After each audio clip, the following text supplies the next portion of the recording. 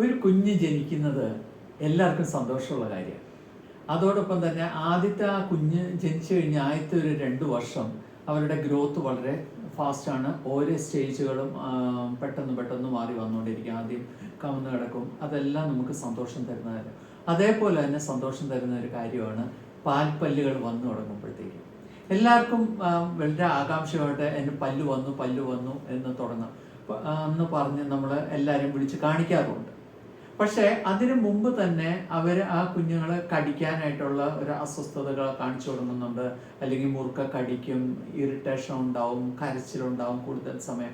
അത് നമ്മൾ മനസ്സിലാക്കണം. അപ്പോൾ ആദ്യം മനസ്സിലാക്കേണ്ടത് ഏകദേശം ഒരു ടൈം പീരീഡാണ് നമ്മുടെ ആ മോണയിലുള്ള ബൾജിങ്. 6 മാസം തൊട്ട് ഒരു 9 മാസത്തിനിടയ്ക്കാണ് ആദ്യത്തെ പാൽപ്പല്ല് വന്നു തുടങ്ങുന്നത്.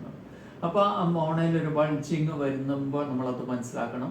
അതിനോടൊപ്പം തന്നെ അത് കുറച്ചും കൂടെ അവർക്കൊരു സൂത്തിങ് ആക്കാൻ, ഈസി ആക്കാൻ ഇപ്പം മാർക്കറ്റിൽ ഒത്തിരി അവൈലബിൾ ആയിട്ട് മാർക്കറ്റിൽ ടീത്തിങ് ടോയ്സ് അവൈലബിൾ ആണ്. അത് നമുക്ക് മേടിച്ചു കൊടുക്കാം. അത് അവർ കടിച്ചുകൊണ്ടിരുന്ന് കഴിഞ്ഞാൽ ആ മോണയുടെ കട്ടി കുറഞ്ഞിട്ട് അവർക്ക് വേദനയില്ലാതെ ആ പല്ല് പുറത്തു വരാനായിട്ട് ഹെൽപ്പ് ചെയ്യും. അതോടൊപ്പം തന്നെ നമുക്ക് വീട്ടിൽ ചെയ്യാവുന്ന ഒരു കാര്യമാണ് റസ്ക് അല്ലെങ്കിൽ ബിസ്ക്കറ്റ് അവർക്ക് കടിക്കാനായിട്ട് കൊടുക്കുന്നത്.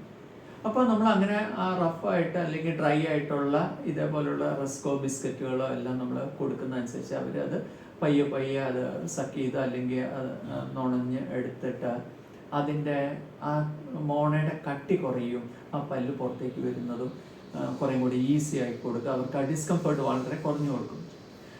അതിൻ്റെ ഒപ്പം തന്നെ ചെയ്യാവുന്നതാണ് മസാജ് ചെയ്ത് കൊടുക്കുക.